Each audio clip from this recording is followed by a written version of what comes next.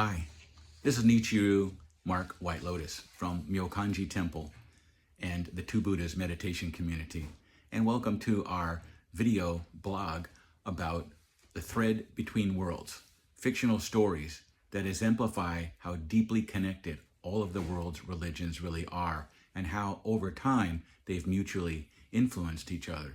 So really we should be thinking of religion from a holistic standpoint as opposed to any one single religion having the truth or not the truth. So this is The Thread Between Worlds, Vignettes Along the Silk Road. It is a work of fiction, and this is episode 3, The Face, which takes place in Gandhara in the year 120 of the Common Era. I'll be reading this. Lysimachos had a problem. The monk wanted the Blessed One to look serene. The Greek merchant who was paying for the sculpture wanted the Blessed One to look like Apollo. To Lysimachos, who was neither a monk nor a merchant, but a sculptor, descended from 3 generations of Greek artists in Gandhara, wanted the Blessed One to look true. True to what? Asked Nagasena, the monk, who was sitting cross-legged on a mat in Lysimachos' workshop, serving as what might be generously called a consultant. The Blessed One is beyond form. Any face you give him will be a lie. Then why are you making a statue? Because people need lies to get to the truth. The Buddha taught this. He called it upaya, skillful means. You give people a form so that they can eventually see past form, a raft to cross the river, not a house to live in. Lysimachos turned back to the stone. He had already roughed out the basic shape, a seated figure, robes draped over the left shoulder, in the fashion of a Greek hymation, the posture upright but relaxed. The face was still a blank oval. This was always the hardest part. His grandfather had carved Athena and Hercules for the temples of the Greek settlers.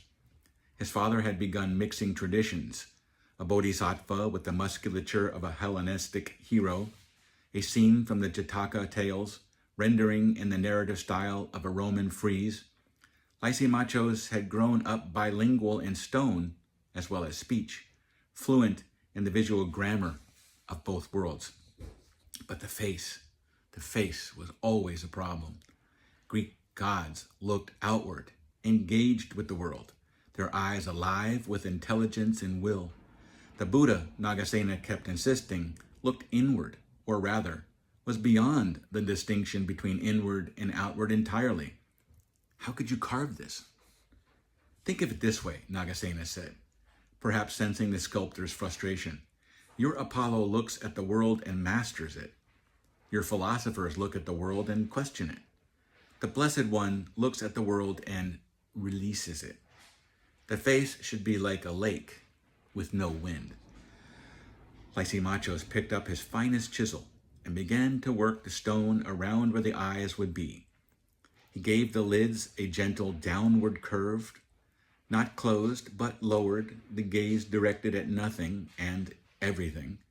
He borrowed the faint smile from an archaic kuros he had seen in his grandfather's pattern book, but softened it, removing the archaic stiffness, letting the lips suggest not amusement, but something closer to the quiet after a long exhale. The ushnisha, the cranial bump signifying enlightenment, he carved as if it were the natural crown of a Greek's head, integrating it into the skull's geometry rather than sitting it on top like a hat. The hair he rendered in the tight, regular curls of classical sculpture, each one a small, shell-shaped whorl. Later traditions would say this represented snails that had crawled onto the Buddha's head to protect him from the sun during his meditation. Lysimachos did not know this story. He was simply using the only technique for hair that his training had given him. When he finished, Nagasena looked at the face for a long time without speaking. Then he said, "It is not the Blessed One, but the Blessed One could use it." Lysimachos understood this as high praise. The statue was installed in a monastery near Peshawar. Over the following centuries, the style spread east along the trade routes through Mathura, where it blended with the indigenous Indian traditions, to Central Asia, where it acquired the elongated features of the steppe peoples, to China, where it was reinterpreted through Confucian aesthetics of dignity and restraint, to Japan, where it achieved a stillness that Lysimachos might have recognized as the lake that Nagasena had described. At every stop, the face changed, but something in it remained, a quality of repose that was neither Greek nor Indian, but both.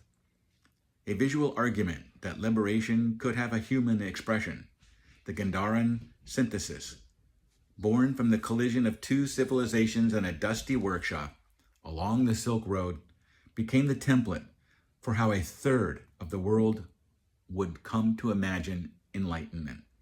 Lysimachos would not have been surprised. He had always known that the best work happened at the borders. Namu Myoho Renge Kyo, Namu Myoho Renge Kyo, Namu Myoho Renge Kyo.